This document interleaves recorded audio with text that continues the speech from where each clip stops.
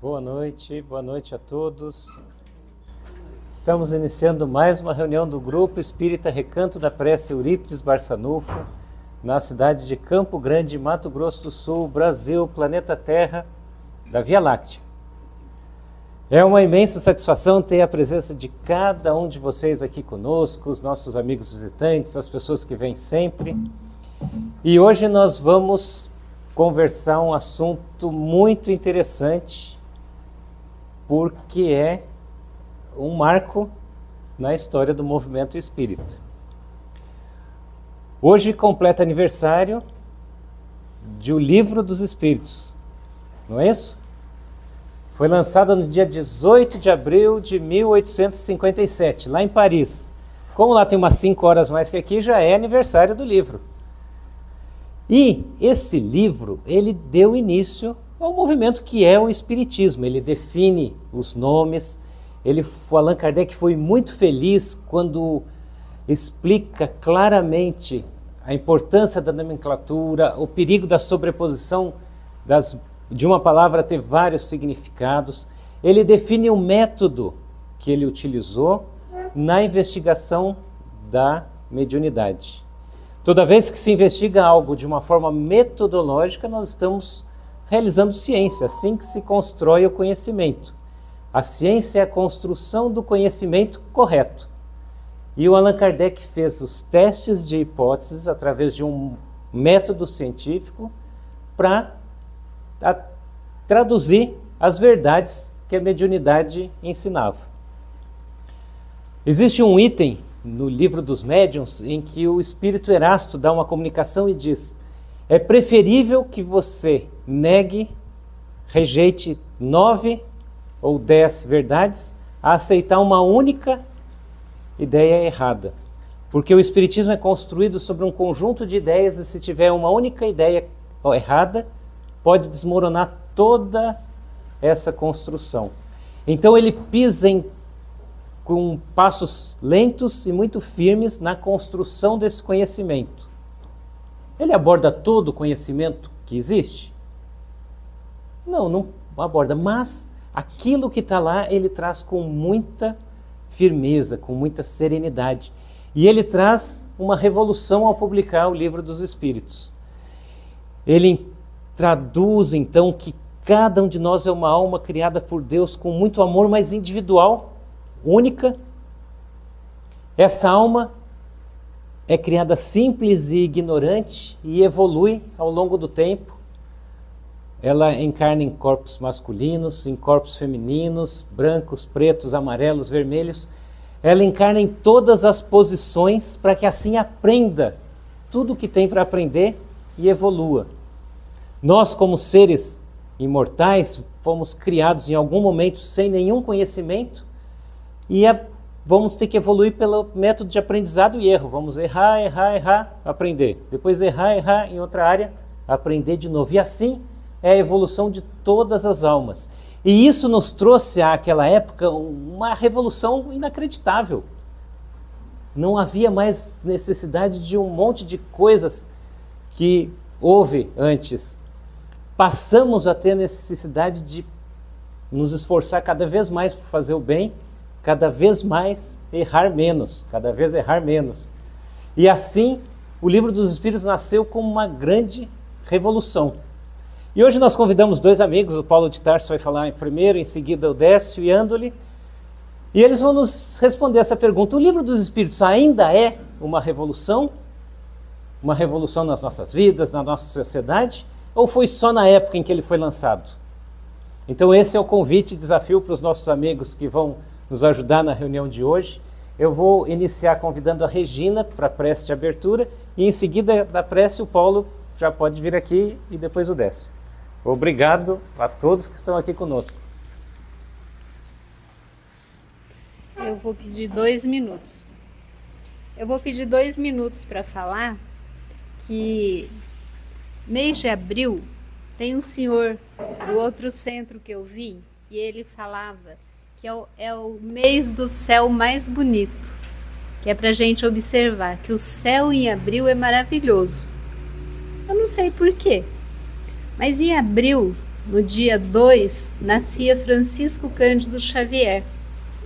E no dia 11 de abril de 1900, desencarnava aquele que sustentou o Espiritismo e que fincou o Espiritismo, que realmente deu sustentação para que o Espiritismo crescesse no Brasil, que é Dr. Bezerra de Menezes, Adolfo Bezerra de Menezes. E fez agora, né, fez-se dia 11 de abril. E dia 18 de abril é o Livro dos Espíritos, que para nós do Recanto da Prece, por informações fidedignas do próprio Francisco Cândido Xavier, foi Allan Kardec, né, Francisco Xavier, o nosso Chico. E hoje nós nos reunimos aqui, agora eu vou fazer a prece, com o grupo que tem como patrono a AME de Mato Grosso do Sul e a AME do Brasil e internacional, tem como patrono o Dr. Bezerra de Menezes.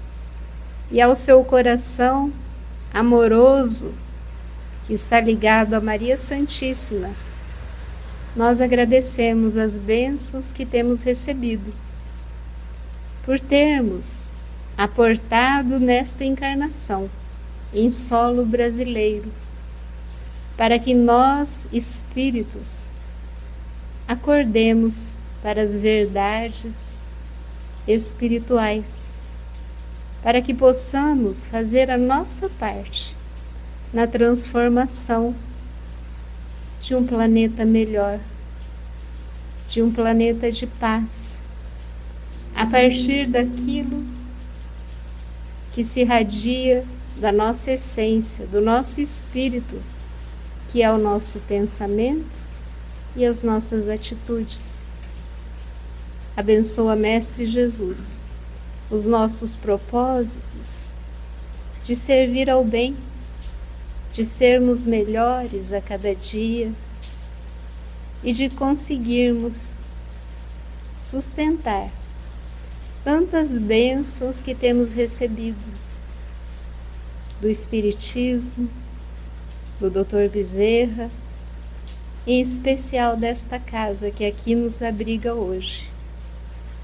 Ser conosco para que tenhamos sustentação e fé na caminhada. Que assim seja. Boa noite a todos, muito obrigado. Queria agradecer ao Marcelo e à casa, é um prazer estar aqui. É a segunda, terceira vez que eu venho nessa casa maravilhosa. Eurípides Barçanufo é um inspirador de todos nós, né? Nós temos lá na nossa casa espírita um trabalho, chama Grupo Esperança, que trata Grupo Esperança, ele é o patrono do nosso trabalho de dependentes químicos. Estamos sempre em contato lá.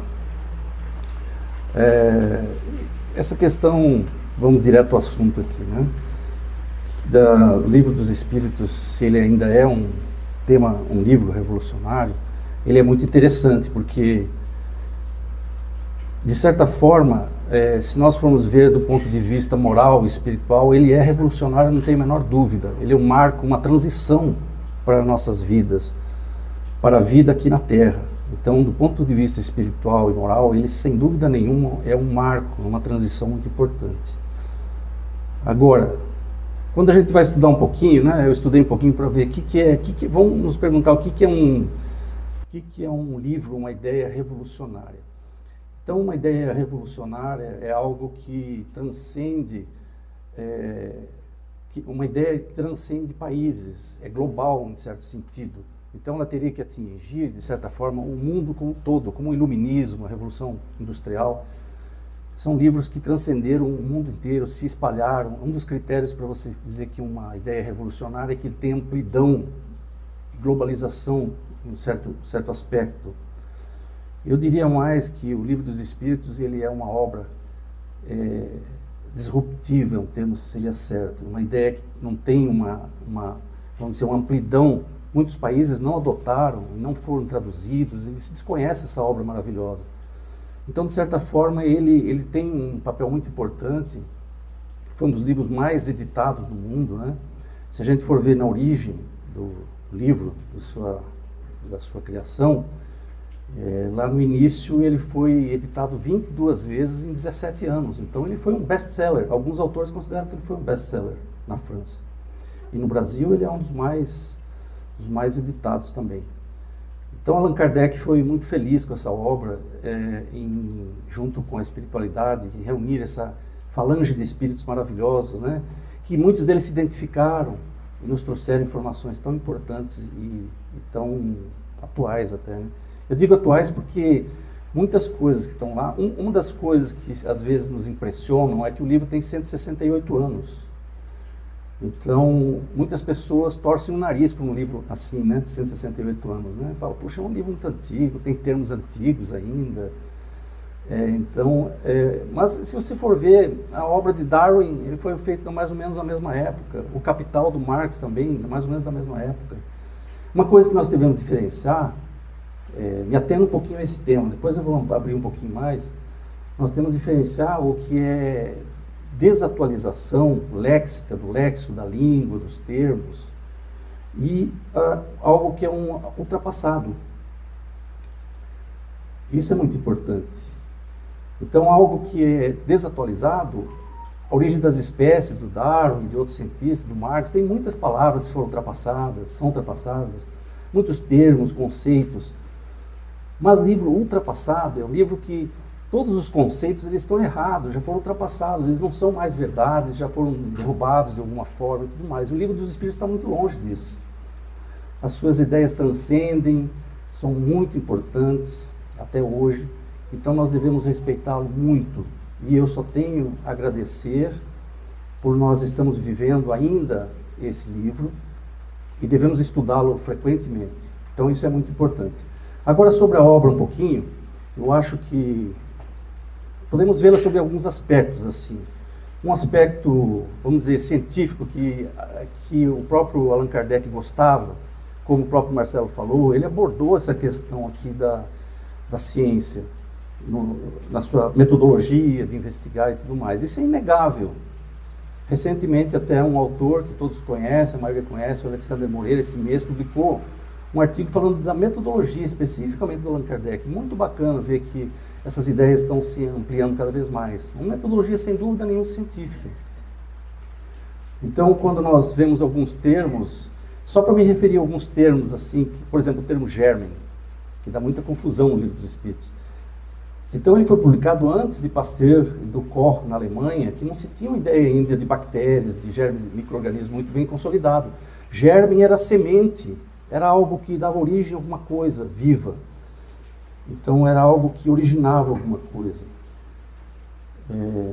A própria questão número 46, que trata, que é muito debatida sobre geração espontânea, o Allan Kardec pergunta, ainda atualmente existem seres que nascem espontaneamente? E ele é muito enfático, sim, existem, mas tem que ter o germe antes, a semente. A semente é o esporo, por exemplo. Então, e não como a teoria da geração espontânea mesmo, que é algo que nasce ou do nada, ou de coisas inanimadas. Então ele foi muito mal compreendido em relação a isso.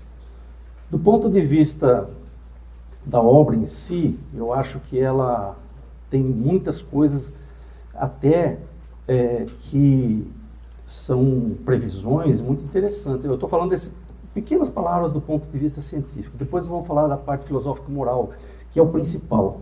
Então não quero demorar muito em relação a isso. Por exemplo, nessa mesma questão anterior, 45, ele pergunta como é que surgem as moléculas orgânicas na Terra. E os espíritos respondem que já existiam na forma de fluidos no plano espiritual, mas também vindo de outros planetas. E sendo que isso em 57, e só em 1860 é que cai um meteoro na França e eles descobrem moléculas de carbono nesse meteoro. E aí surge a teoria da panspermia. A teoria da panspermia dizia que outros compostos orgânicos podiam vir de outros planetas. Então vocês vejam, antes disso não existe relato. Existe até uma antecipação de certas ideias científicas. Isso é muito interessante. Então ele não tem nada ultrapassado. Os espíritos, essa obra maravilhosa, não tem nada ultrapassado. O que existe é alguma desatualização por causa do contexto da palavra na época. Então, na época, isso é natural, como eu falei, a origem das espécies também tinha essa desatualização, tem essa desatualização. Então, isso é uma questão normal. Outra questão mais importante, muito mais importante, é a questão filosófico-moral.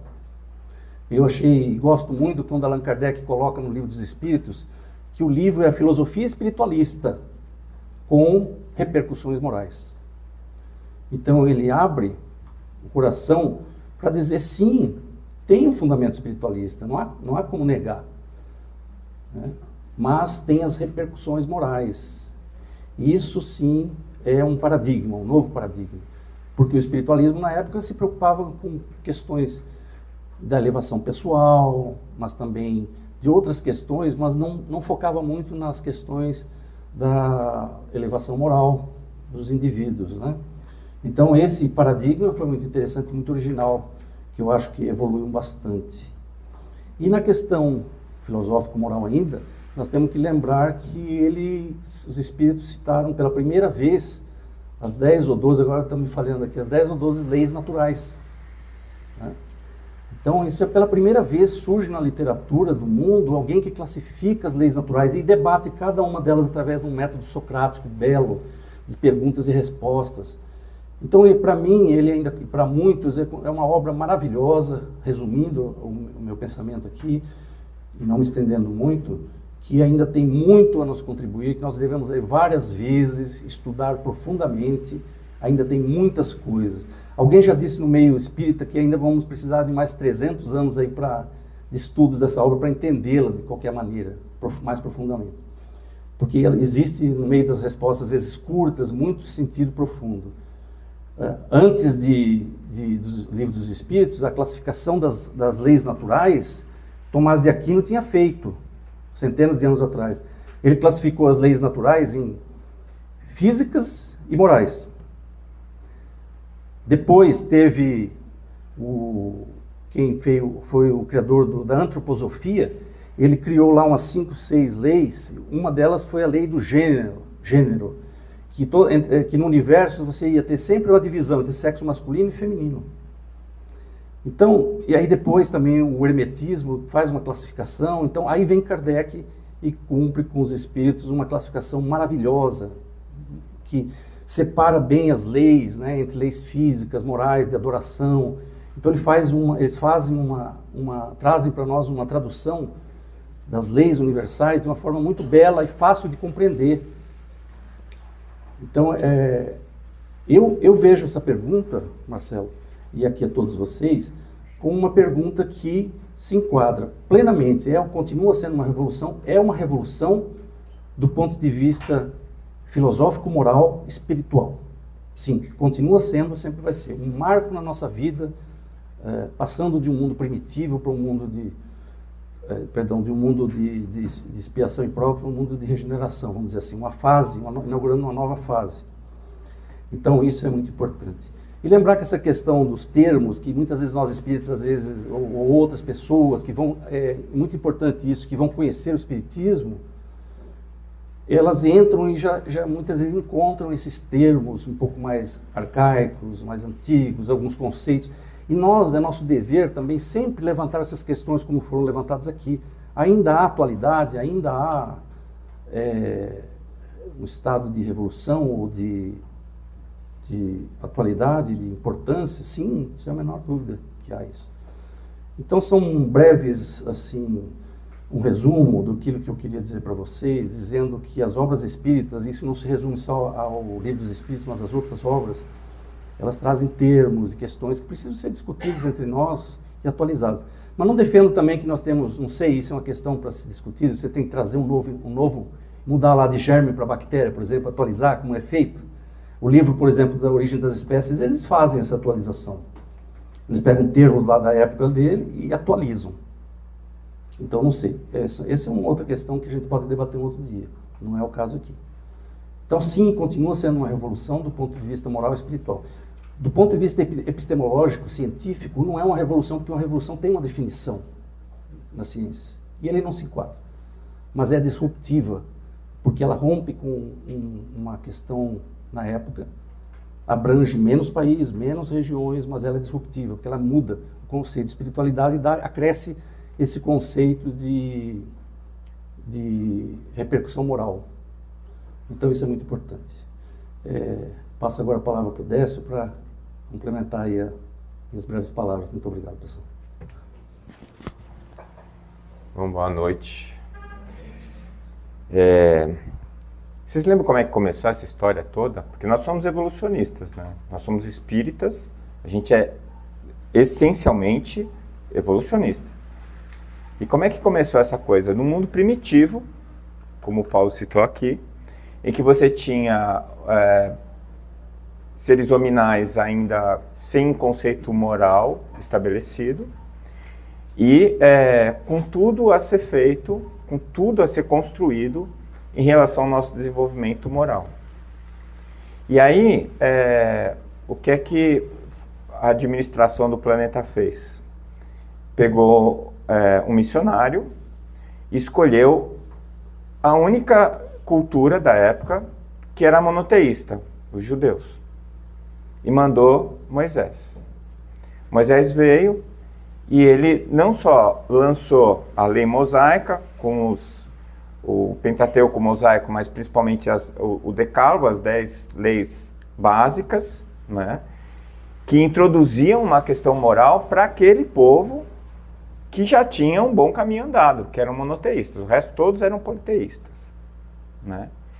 E aí ele estabeleceu essa nova condição, uma condição moral, e tratou de domar aquele povo que na época era bastante primitivo, né? Como a maior parte dos povos que viviam no planeta naquela época.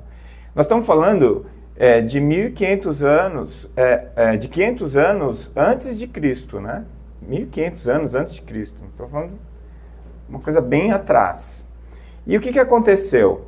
Aquela lei mosaica foi sendo instalada, e para que ela pudesse ser colocada em prática, muitas outras coisas precisaram ser instaladas ali. E Moisés levou aquele povo lá com a linha dura, né? Que era o conhecimento, a maneira como as pessoas respeitavam as coisas na base da punição, né?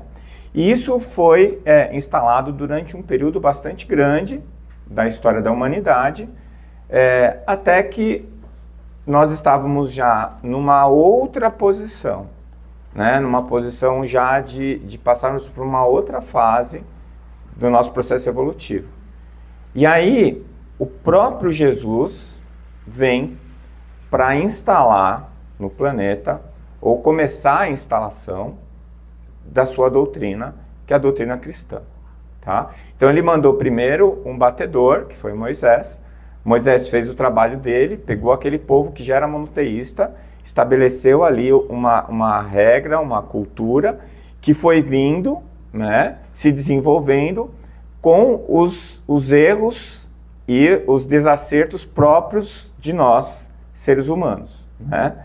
Muitas das coisas colocadas por Moisés foram exacerbadas, outras foram esquecidas, e de acordo com as necessidades que aquela civilização estava passando com o tempo. Muito bem, aí vem o próprio Cristo para instalar a doutrina cristã, para instalar o cristianismo, para trazer a verdade, né? E o que ele faz? Por que ele veio? Porque ele não veio só para trazer uma lei, para estabelecer um critério. Ele veio para dar o exemplo, né? Então tem essa frase antiga que diz que a palavra educa, mas o exemplo arrasta. E ele precisava trazer o exemplo. E ele fez isso com uma tecnologia de informação que até hoje a gente não igualou. Eu não sei se vocês pararam para pensar nisso. Não tinha nem jornal, né? Não tinha internet, não tinha nada. Ele apareceu, né, de boca a boca, e ele virou de cabeça para baixo, a civilização que estava ali se desenvolvendo. E até hoje a gente está falando dele. Né? Ele não escreveu uma palavra, e talvez, né, o Paulo falou aqui dos livros, do livro do Espírito, dos Espíritos, quantas e quantas traduções e edições da Bíblia que não foram escritas, que não foi escrita por Jesus, né? Foi escrita pelas pessoas que estiveram com ele. Então, ele veio para estabelecer de uma maneira bastante robusta o que era mais importante, que era a lei moral. Ou seja, o que é que nós, como seres humanos, precisamos fazer para sermos felizes, nos desenvolvermos e alcançarmos novos patamares no nosso processo de evolução. Aí, ele estabeleceu e fundou ali, contando muito com Simão Pedro, ele fundou a base da igreja. E a partir dali, ele esperou que esse pensamento dele fosse divulgado, espalhado, né, e que pudesse proliferar. É óbvio que Jesus não era ingênuo ao ponto de achar que a gente ia entender tudo e ia fazer direitinho do jeito que ele falou. É óbvio que não. Ele sabia, do mesmo jeito que Moisés, que já não trouxe nada era revolucionário, né, para a época dele, porque trazia uma forma completamente de ver, diferente de ver a divindade. Todo mundo acreditava em vários deuses, os deuses que na verdade eram representações do próprio ser humano, com defeitos e qualidades que eram observadas nos próprios seres humanos, e de repente a gente traz um conceito de divindade como Deus único, Criador. Foi revolucionário. Mas Moisés não pediu que nós nos transformássemos. Ele trouxe a força, né? Ele trouxe a lei, ele trouxe a punição para que nós nos comportássemos de uma maneira melhor. Quando a igreja começa a se desenvolver, uma das coisas que aconteceu foi que o declínio do Império Romano, junto, né, com uma inversão, quer dizer, com o crescimento da doutrina cristã, então o próprio Império Romano que caçou os cristãos, que crucificou Jesus, depois abraçou o cristianismo. Por quê? Porque o declínio do Império Romano e a perda do poder fez com que eles parassem para pensar um pouquinho, porque a proliferação da igreja era feita pela peregrinação dos apóstolos, que iam fundando a igreja em vários lugares onde eles passavam e deixavam ali um bispo, alguém responsável, né? Que não recebia esse nome na época, obviamente. E eles mantinham um contato com a divulgação da ideia do Cristo para que as pessoas pudessem conhecer, né, e desenvolver aquela ideia. E o que aconteceu? Eles viram uma oportunidade ali, já que militarmente, politicamente, não estava mais conseguindo manter a força do Império Romano, mas já existia uma rede montada hierárquica. Então, eles pegaram um bispo em Roma, né, chamaram ele de pai, o Papa, e ele passou a comandar os outros bispos. E a igreja, que era para divulgar o pensamento do Cristo, ela começou a ser ferramenta de poder, ferramenta de hegemonia. Como agora não dava mais para subjugar, como fez Moisés, e nem tinha mais a espada de um exército poderoso, eles pegaram o Deus infinitamente bom e justo e fizeram esse Deus ser o Big Brother na vida da gente. Então, em vez de alguém vigiando a gente, quem ia vigiar a gente era o nosso próprio medo de fazer alguma coisa errada e ir para o inferno queimando pela eternidade. Aí o medo ia junto com a gente, para onde a gente fosse, né? Eu lembro muito bem disso quando eu estava no catecismo, que a minha professora de catecismo falou que mesmo que eu não falasse nada e não fizesse nada, se eu tivesse pensado mal, eu tinha pecado. E eu lembro que eu tinha uns 6 ou 7 anos E eu fui dormir naquela noite, eu falei, bom, eu vou para o inferno mesmo, não tem jeito. Eu só tenho 6 anos e já não tem mais solução, porque o que eu já pensei de bobagem, o que eu já pensei de coisas que são pecado e que não podem ser pensadas, eu vou para o inferno. Na época eu nem lembro direito o que eu pensei, então larga a mão, né? Vou fazer o que eu quiser porque eu já estou ferrado mesmo. Mas era uma coisa assim, dessa tradição judaico-cristã, do Deus que pune. E mesmo, uma coisa que o Paulo falou que eu acho muito importante, você pensar nisso, mesmo no Livro dos Espíritos, tem aquela coisa do você tem que pagar centil por centil. Você tem que pagar. Então aí eles tiraram a lei de Talião, que era olho por olho, dente por dente, pegaram a lei de ação e reação e fizeram ela virar de novo a lei de Talião. Né? A lei de ação e reação não é a lei de Talião, não é olho por olho, dente por dente. Não é. Né? Esse Deus, ele não te pune. É você que sofre as consequências do que aconteceu. Então, o que estava acontecendo? Estava acontecendo que a igreja fundada pelos apóstolos, encomendada por Jesus, e que tinha como missão levar a todo este planeta a mensagem moral do Cristo, ela começou a se transformar em um instrumento de força, de poder, se metendo na política, se metendo na economia e garantindo o seu poder pela hegemonia dentro dessas áreas, da área política e da área econômica. Então, do lado de um rei sempre tinha alguém da igreja que era consultado, a igreja tinha a sua influência em uma parte muito grande das civilizações da Europa, e ela começou a colocar o que eu chamo de penduricalhos, né? Quer dizer, foram colocando tanto penduricalho em cima da doutrina do Cristo, que chegou uma hora que não dava para ver o que tinha através dos penduricalhos. A coisa foi colocada de tantas maneiras que ninguém mais entendia o porquê das coisas. Isso já tinha acontecido com Moisés. Já tinha acontecido antes.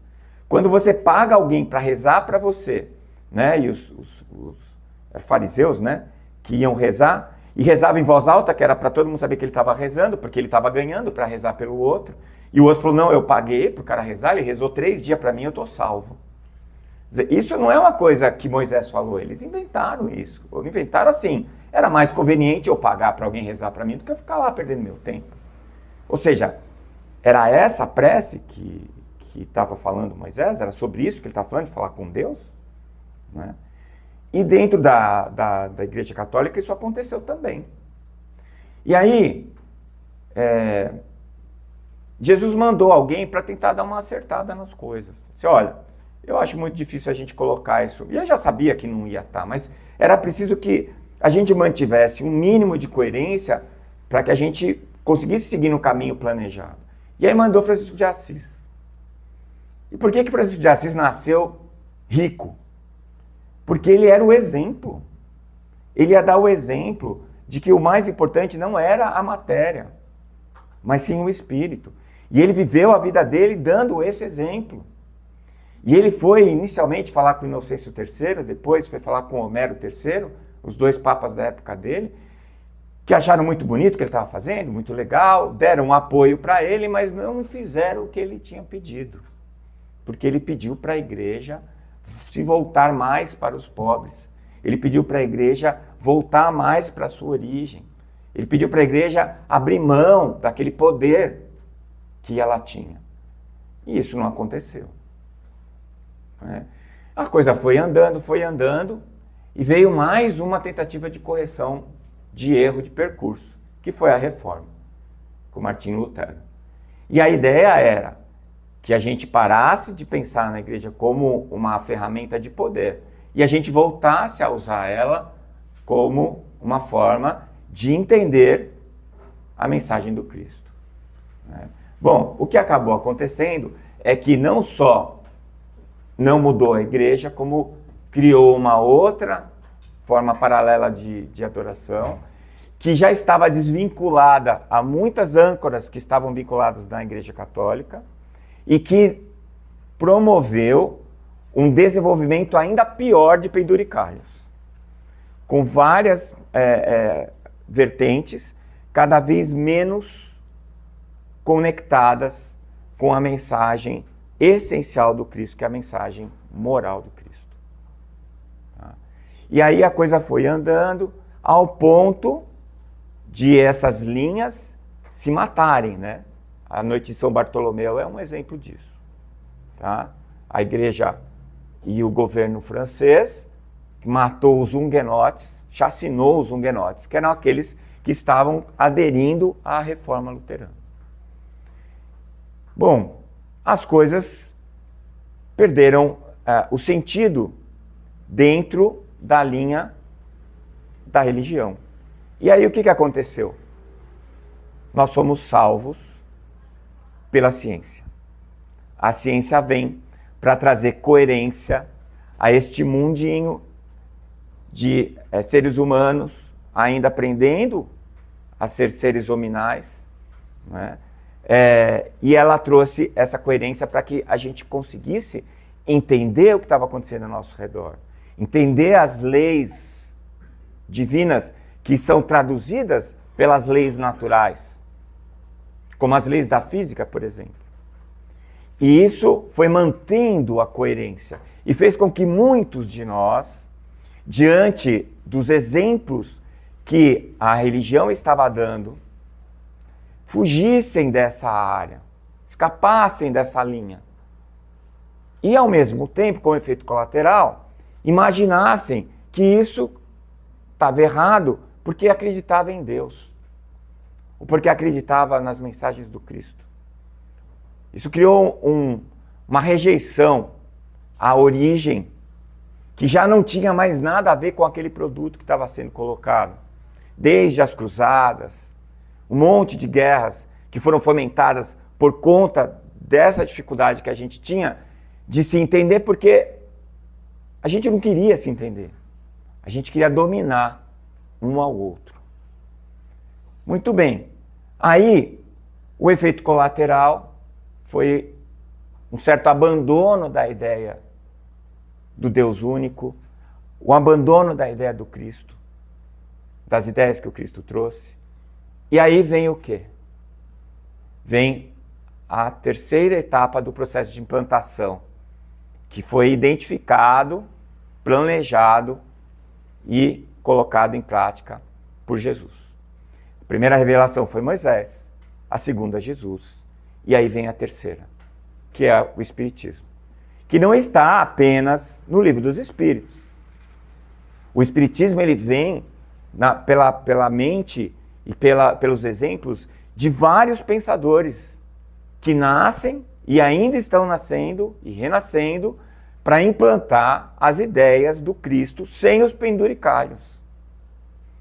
E por incrível que pareça, quem é o maior opositor das ideias, quem quer ser o maior opositor das ideias, é a própria ciência, que também estava criando os seus vícios nessa trajetória de esclarecimento do ser humano.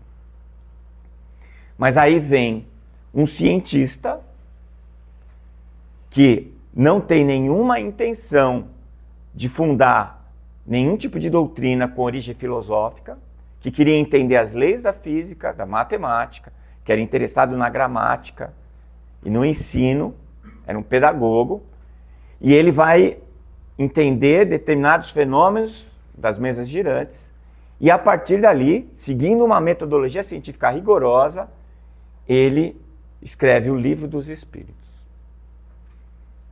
que foi baseado em metodologia científica. Então ele pega o próprio veículo que vem trazendo a coerência e a lógica para os seres humanos. Ele usa este veículo para embarcar de novo Jesus. E aí ele vem não só com o Livro dos Espíritos, mas depois o Evangelho segundo o Espiritismo, para contextualizar a questão moral. E para trazer o cristianismo redivivo. O que é isso? É o cristianismo sem os penduricalhos que foram colocados com o passar do tempo para suprir o nosso desejo de poder, o nosso desejo de hegemonia, a nossa ganância em termos materiais. Isso só aconteceu há 168 anos. Apenas há 168 anos. É menos do que um segundo no tempo do planeta. Nós estamos falando de um livro que nem ainda foi lido por todos e entendido por todos. Nós estamos falando de um livro que nós, como espíritas, temos o dever, a tarefa de manifestação, de divulgação destas ideias, que não são ideias novas, são as ideias do Cristo. A nossa tarefa é afastar aqueles obstáculos que nós fomos colocando ao longo do tempo em cima da mensagem de Jesus e mostrar, está aqui a verdade. Né? A gente começou essa história 500 anos antes de Cristo, 1500 anos antes de Cristo, agora eu não lembro mais se é 500 ou 1500, 1500 anos. Começamos isso antes de Cristo. Como é que 168 anos é muito? Agora, é bem o que o Paulo falou. A mensagem, ela está ali intacta, incorruptível, muito clara, colocada de maneira muito clara. Nós é que damos nó em pingo d'água. A gente pega uma forma de manifestação antiga, né, e a gente vai e deforma aquilo, reinterpreta, para tentar chegar onde a gente quer. Estamos tentando pôr de novo o penduricalho na mensagem do Cristo. E isso não pode acontecer. A terceira revelação foi instalada, e eu digo mais, não foi apenas com o Livro dos Espíritos. O Livro dos Espíritos foi o pontapé inicial de um espírito que recebeu de Jesus a tarefa de fazer a implantação da terceira revelação neste planeta. E esse espírito começou como Kardec e terminou essa implantação como Chico Xavier. E esta contextualização que nós estamos pedindo para a linguagem do Livro dos Espíritos já foi feita na obra deixada da psicografia de Chico Xavier. Tanto que para nós da AME, o nosso maior desafio é ler André Luiz e tentar descobrir o que é que ele está nos dizendo ali. E nós temos descoberto que aquela mensagem que já vai fazer daqui a pouco 100 anos, tem 70 anos, ela está mais à frente do que a própria ciência. E muitos dos conceitos que foram exarados ali, só agora estão sendo confirmados pela ciência. Então, nós somos os felizes herdeiros da mensagem do Cristo. Tenho para mim que justamente porque fomos os infelizes que colocaram os penduricalhos. E agora estamos tendo a oportunidade de nos redimir e limparmos a sujeira que nós fizemos no passado e expormos novamente aquilo que Jesus nos trouxe de maneira tão firme, tão significante e exemplificada. E não foi só o que ele fez, mas quando ele mandou os seus mensageiros, ele mandou espíritos que exemplificaram também a sua ideia. Não apenas na palavra, não apenas no livro, mas na vida. E nós vimos isso com Francisco de Assis. Nós vimos isso com Kardec, e nós vimos isso com Chico Xavier. Né? Então, eu acho que falar de atualização do Livro dos Espíritos fica até engraçado. Né? Nós nem chegamos lá ainda. A linguagem, sim, a linguagem tem 168 anos. Pensa no que mudou nesses últimos 168 anos nesse planeta. É uma loucura. Né? Nunca esse planeta viveu uma transformação tão intensa e tão radical. A nossa geração, aqui dos que já estão de cabelo branco, é a geração que mais sofreu na história da humanidade. Porque o mundo que nós nascemos, não sobrou nada do que o mundo que nós vivemos hoje. Tudo mudou. Né? E vai continuar mudando, cada vez mais. Como um avião, que para decolar, primeiro só aumenta a velocidade, está sempre na mesma altura, mas quando decola, gera uma parábola que muda tudo muito rápido, que chega a fazer a gente ficar tonto, sem referência, sem saber em que se agarrar. É isso que está acontecendo nesse momento.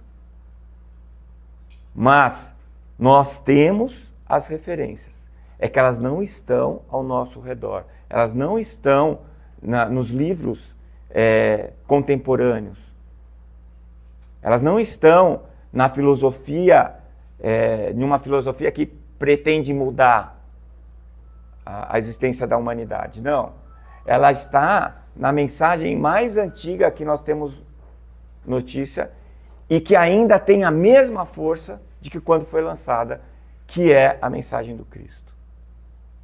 Então, que nós possamos continuar nesta tarefa que nós assumimos antes de estarmos aqui, de manter a nossa integridade, de passar para os outros companheiros de encarnação a mensagem do Cristo sem os penduricalhos que nós pusemos no passado. A mensagem do cristianismo redivivo, em que o que vale mais não são as palavras e as vírgulas que estão escritas no livro, que para nós já é uma tradução, nem é o livro, nem é a língua original, que é o francês, mas que nos dá a mais perfeita noção do que é realmente verdade. E a verdade é a mensagem moral, que não é novidade, é a mensagem do Cristo, e que 2025 anos depois ainda é revolucionária. Porque, como disse o Paulo, para ser revolucionária ela tem que mudar o planeta. E ele veio e trouxe as ferramentas para essa mudança, mas nós ainda não fomos capazes de fazer, de operar. Mas agora nós somos. Não temos mais desculpa. E é a hora de pegar essa revolução que está lá na prateleira dos nossos quartos, dos nossos escritórios, e começar a ler para enxergar o que está escrito lá. Para enxergar a mensagem que está dita lá. Então, a mensagem que eu trago para vocês como dizia a doutora Marlene, a espiritualidade não improvisa. Nada do que está acontecendo é por acaso. Tudo foi pensado, previsto e planejado. Se nós estivermos dentro do barco, nós vamos chegar juntos do outro lado do rio. Se nós não embarcarmos, nós vamos nos perder e nos afogar de novo. Então eu acho que essa é uma das maiores, não é a última, talvez seja a última oportunidade aqui no planeta Terra, mas não é a última oportunidade da nossa existência, porque o nosso Criador é realmente infinitamente bom e justo, Ele nunca vai nos abandonar. Mas nós não temos mais desculpa para de novo deixarmos nos vencer pela nossa vaidade e nosso egoísmo. É a hora de nós abraçarmos a ideia do Cristo e vivermos essa ideia dentro das nossas possibilidades.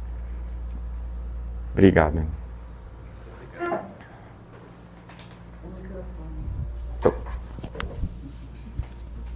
Então eu só posso agradecer ao Paulo, ao Décio, nossos visitantes, que nos trazem essa ideia da revolução que existe com o Livro dos Espíritos. Eu gostei da ideia do avião que decola e deixa a gente meio tonto. O Chico Xavier disse isso, né? Que se não houvesse uma guerra de destruição em massa, haveria um progresso inimaginável. Disse isso há 50 anos atrás, um pouquinho mais. E é o que a gente vê. É o que a gente vê, um progresso inimaginável. Quando eu estive na savana da África e liguei um celular e falava pela internet com o povo daqui, eu pensei, meu Deus, nós estamos num novo mundo. E por vezes a gente fica zonzo sem saber onde se agarrar. E o Espiritismo nos traz essa possibilidade. O Espiritismo nos traz a possibilidade de ter aonde nos agarrarmos. Ele não diz que é essencial. Ele diz, fora da caridade que não há salvação.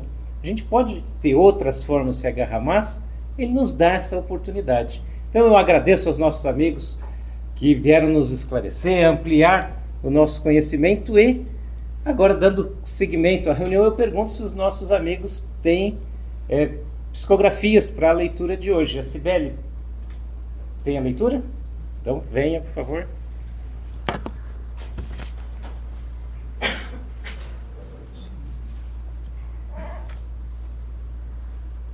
Ressignificar. Em tempos de dor e amor, observemos com mais carinho o amor. Porque a dor é oportunidade bendita para nosso crescimento espiritual. O que podemos? O que posso aprender com esta irmã, a dor? Quando nos colocamos a compreender as questões que nos envolvem, seremos felizes ou não tão felizes?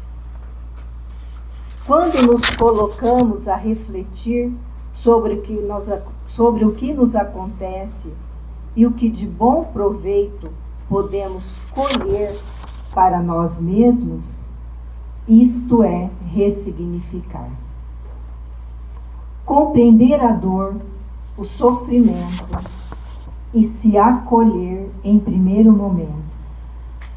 Após compreender, entender a oportunidade e em momento mais fértil em pensamento e sentimento, restabelecer um novo paradigma para si mesmo, para a própria caminhada. Ressignificar é avançar, é olhar para frente, é conduzir o olhar para um futuro promissor e, no aquecimento íntimo mais íntimo, olhar, vivenciar, respirar, pois os entraves de hoje, amanhã não existirão mais. Tudo passa, como amigos já nos orientaram.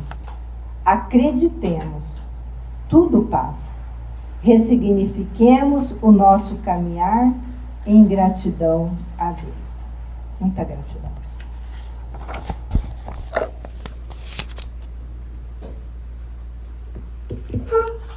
Então eu vou convidar o João para fazer a leitura.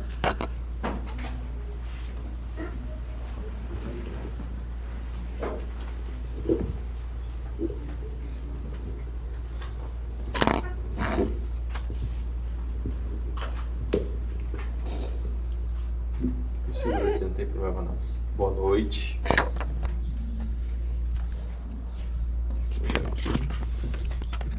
Lá fora, a chuva cai, lavando o solo com suas bênçãos que traz do alto. Aqui dentro, a doutrina lava nossa ignorância e nos traz a revelação que já nos foi apresentada tempos atrás. O amor. Amado Mestre Jesus, que suas bênçãos amorosas que se derramam sobre nós possam ser acolhidas e sustentadas em nossas almas, como bálsamo e medicamento que refaça nossas esperanças e forças perante as agruras do caminho. Que nossas atitudes e atividades atuais possam ser revisadas. O que fazemos está de acordo com nossa consciência? Porque a paz de consciência é o maior componente da felicidade real na Terra. Muita paz. Agora nos aproximamos do fim. Eu quero convidar a Lucimar para a prece de encerramento. E, então, em seguida dessa prece, o pessoal da AME vai para a reunião da AME, o pessoal continua aqui. Pode vir, pode vir. Vai ter o passe e vão ter os desenhos que foram feitos com inspiração mediúnica. Quem quiser levar, pode levar. São sempre muito bonitos. Lucimar, com você. Boa noite. Vamos então, quem desejar, fechar os olhos para que a gente possa reforçar então essa nossa conexão tão linda com a espiritualidade, nosso Pai Celestial, nosso Mestre Jesus, os nossos protetores, irmãos espirituais sempre ao nosso lado. Precisamos sempre iniciar uma oração como essa, agradecendo do fundo do nosso coração, do nosso espírito, pela oportunidade que temos aqui de estarmos juntos, imbuídos dessa vontade de querer conhecer mais, querer refletir mais sobre os ensinamentos do nosso Mestre Jesus, sobre as lições que tantos outros colaboradores nos trazem por tanto tempo e que estão à nossa disposição no nosso tempo, para a reflexão e a prática no nosso dia a dia. Obrigada, Senhor, pelas oportunidades que temos na nossa rotina, de olhar com mais cuidado e zelo para as nossas emoções, os nossos sentimentos, para aquilo que nos move adiante, avante, e da mesma maneira que a gente consiga, com o seu suporte, o seu apoio, olhar com cuidado e com extremo zelo ainda maior para aqueles sentimentos que ainda nos atravancam, nos fazem pequenos diante de obstáculos que muitas vezes ou sempre nunca serão maiores do que a nossa capacidade de exercitar pelo amor, pelas nossas crenças, os novos horizontes e as novas possibilidades que se abrem a cada momento. Obrigada mais uma vez por essa oportunidade, individualmente, de reforma íntima, única e intransferível no tempo de cada um. E a partir dessa colheita individual, que a gente possa transformar as nossas vidas, coletivas também, que é um grande compromisso, transformar assim a nossa existência. Assim seja.